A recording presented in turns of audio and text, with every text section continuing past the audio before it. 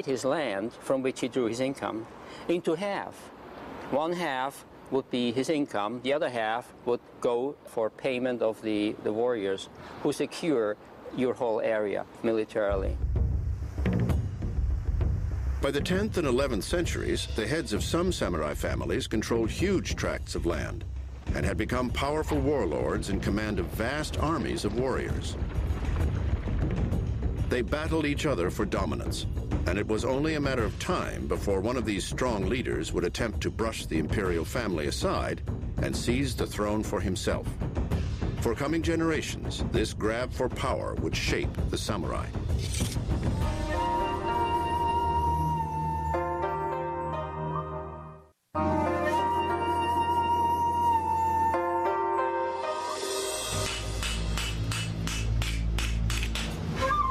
Miura Hiromichi restores historical samurai armor. Just like the knights of medieval Europe, samurai wore suits of protective plating to deflect arrows and sword slashes. Miura is one of a handful of highly skilled artisans sought out by museum curators to restore early suits of armor that are now considered national treasures. Wealthy patrons also commissioned him to replicate famous pieces for their personal collections.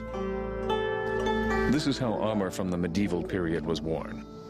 This is the fully armed samurai of that period. The helmet, the sleeve shields, the lower armor, sword, bow, and arrow quiver. And here is an attendant wearing an abbreviated version of the armor called hara-ate. Except for the helmet, samurai armor usually wasn't made of metal like its European equivalent. Instead, it was made of dense sections of leather, layered for added strength and covered in lacquer to protect them from the humid Japanese climate. The leather sections, called kozane, were woven together with colored silk. Constructing one suit of armor took a large amount of silk, about 250 yards, and it took about 3,000 pieces of leather. That's a lot of materials. Because samurai armor was made of leather, it was relatively lightweight and flexible, ideal for use on horseback and in hand-to-hand fighting. It wasn't just for fighting on the battlefield. There was a Japanese sense of beauty in it.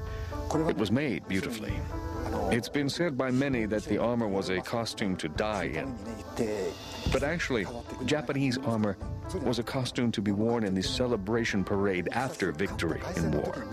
That's my belief.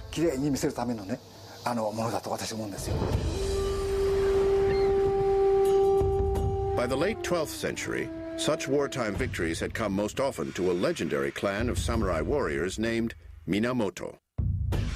For years, the Minamoto had served as a sort of enforcement arm of the imperial court.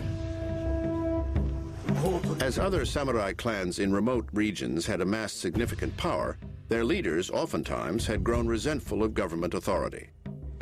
Some clans had actually risen in rebellion, and one samurai leader had even attempted to establish a parallel empire of his own. In many of these cases, the imperial court had sent the strong and loyal Minamoto family to bring the rebels into line.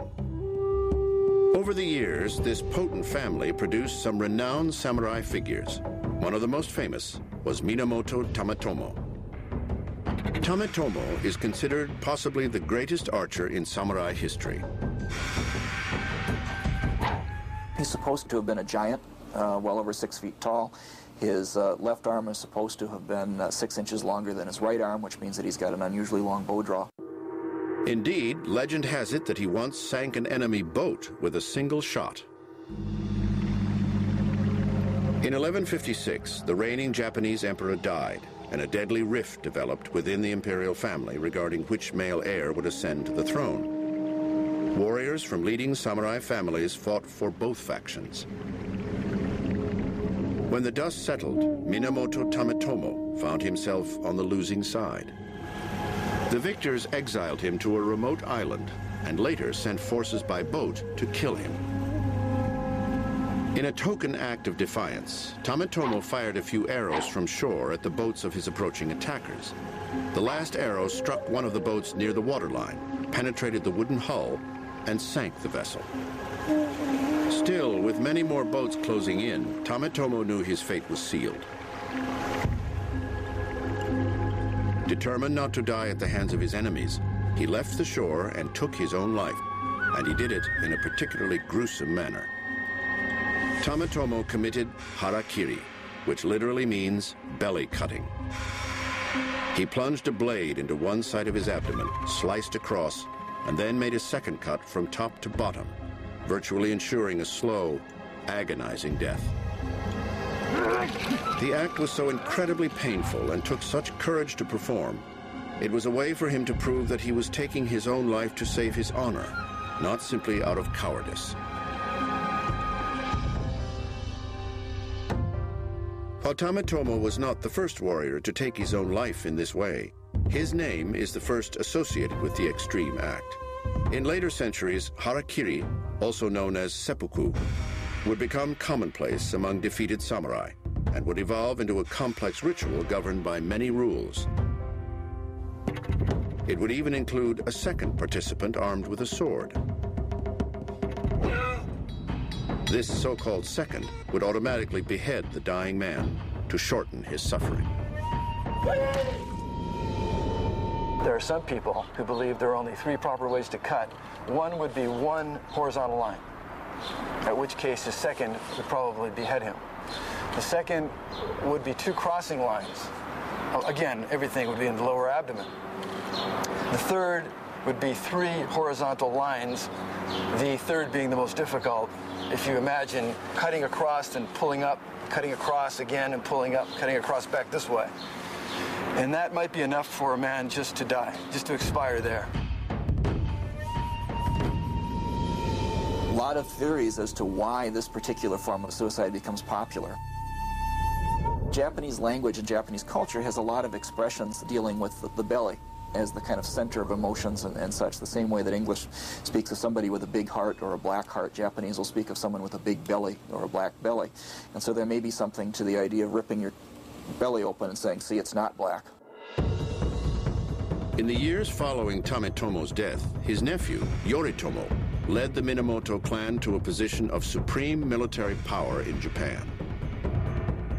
In 1192, the emperor dubbed Yoritomo shogun, an ancient title given to generals before the time of the samurai, who were sent out to subdue barbarians at the edges of the empire.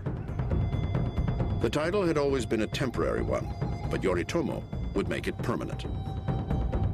As Japan's ultimate military leader, Yoritomo exercised more practical and administrative power than the imperial court itself. Eventually, the state of affairs in Japan became similar to the one found in England today, in which the royal sovereign is merely a figurehead, and the parliamentary prime minister actually runs things.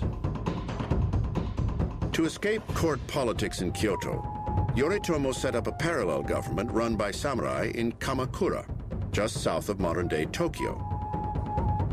But this shogun-led government, or shogunate, never pushed the emperor aside completely.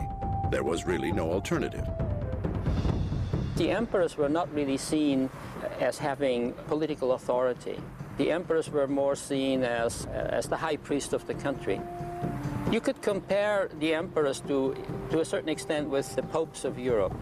I mean, you can go and kill a king, but to kill a pope is a problem because he is the source of authority, of religious authority, and the political leadership needed that religious authority, without which they couldn't rule.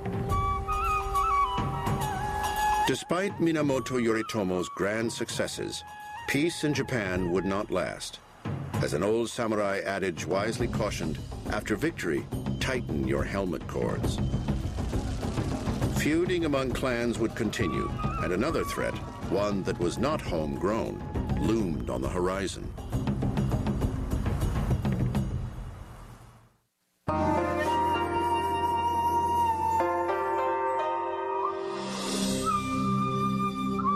In the year 1274, the people of Japan faced a grave threat from mainland Asia. The ferocious Mongol regime that had conquered Korea and China over the last century was, again, looking to expand its empire.